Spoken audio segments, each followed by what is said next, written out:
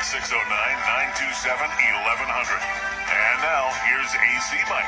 Hey, folks, welcome back to the program. So glad you're with us. 609-927-1100.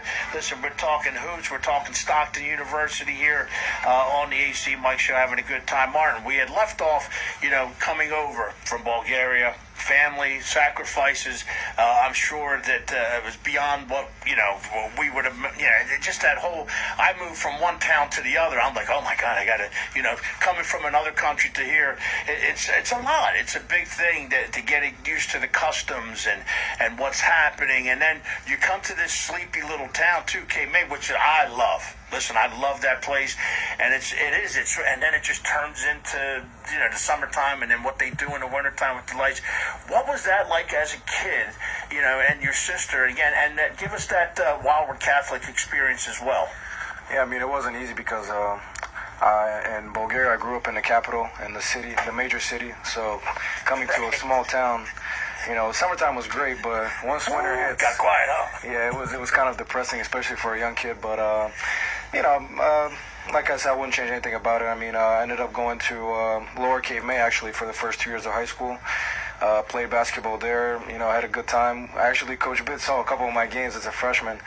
And after 2 years of going there, I ended up transferring to Wildwood Catholic, where I played on a very high-level team with a lot of Division I players under Coach Deweese, who's a very famous coach down in Wildwood. And I had a great experience. Unfortunately, my senior year of high school, it was a COVID year, so I had 5 games and didn't have much of a season. So that was my experience as far as high school goes.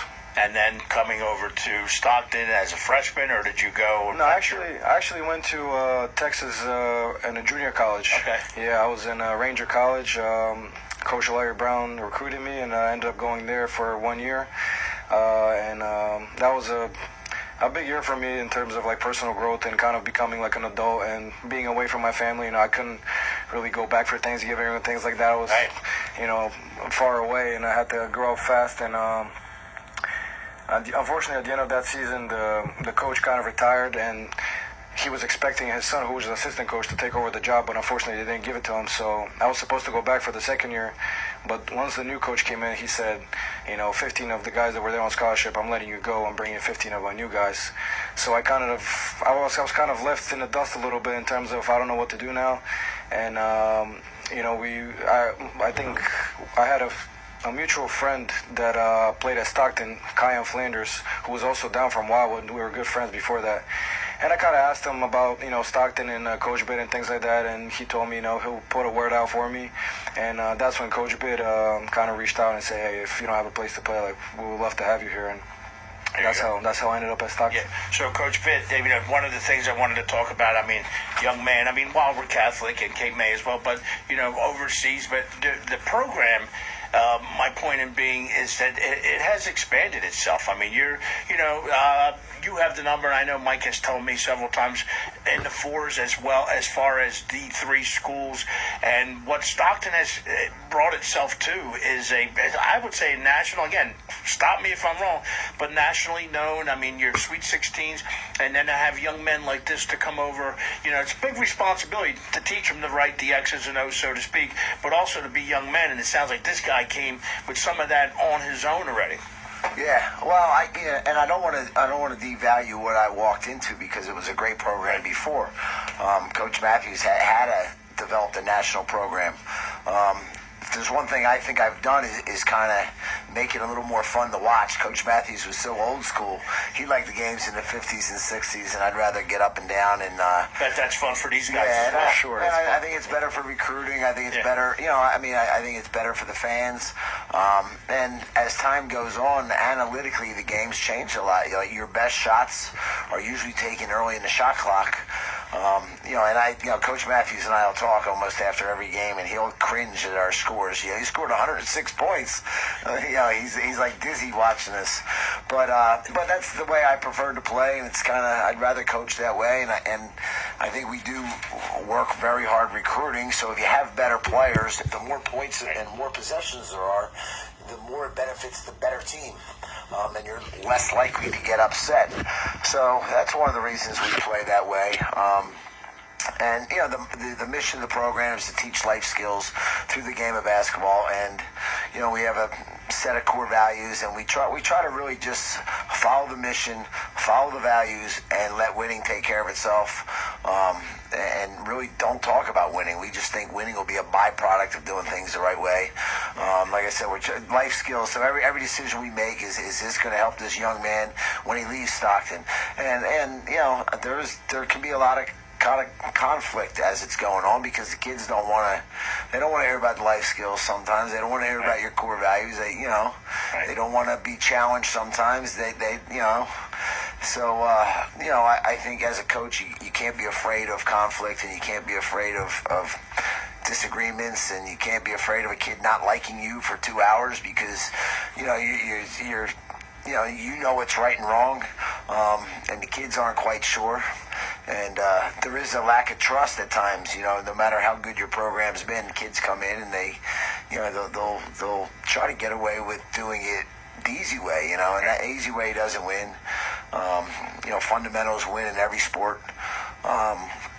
So that's just kind of what we try to do. And to Coach and Martin, jump in here as well, and Josh, you can jump in if you want.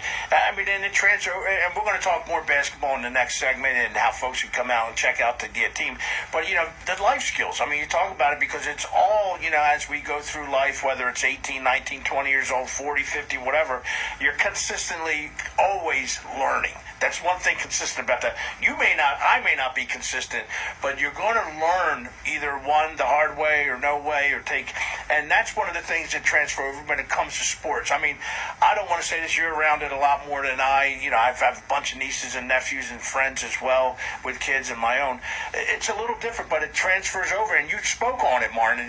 That what you guys do, messing around, having a good time, but also when it gets down to the seriousness and working as a team and talk about that a minute. Yeah, Coach Bitt, I think, has a very different coaching style than a lot of coaches that have coached me in the past. Before it was more maybe technical, the X's and O's and things like that, and the pure basketball skills. With Coach Bitt, I found out that, as he likes to call them, the intangibles are more important and are better taught. And that's where I had to grow, I think, as a person more than anything. And, toughness, being mentally, tough, and being able to deal with things not going your way, or missing shots and things like that. He's one of the only coaches that have told me, I don't care if you miss shots, as long as the intangibles are there. In my opinion, you play great. So it's kind of been it's been painful at times, but I've come to appreciate what he's teaching, and I think that it translates more to life than the basketball sometimes. So yeah, I'm super thankful. Love it. Listen, folks, talking with Martin. Martin, forward guard, but where were we at on the court? Guard for sure, but the way he says I'm rebounding, I might be a forward now. I don't know. That's what I was thinking. Listen, we're talking to Martin Anguelov and Coach Bittner, head coach, Stockton University. We got to take a quick break, a little ABC News, pay some bills. We'll be right back. We're going to get into this season now, talking a little bit about where we're at, what we're seeing, and the next home game as well. So, folks, if you want to jump in, 609-927-1100, jump in there, man, because we want to see you in the stands of Big Blue, and we'll tell you when the next home game is as well. We'll be right back.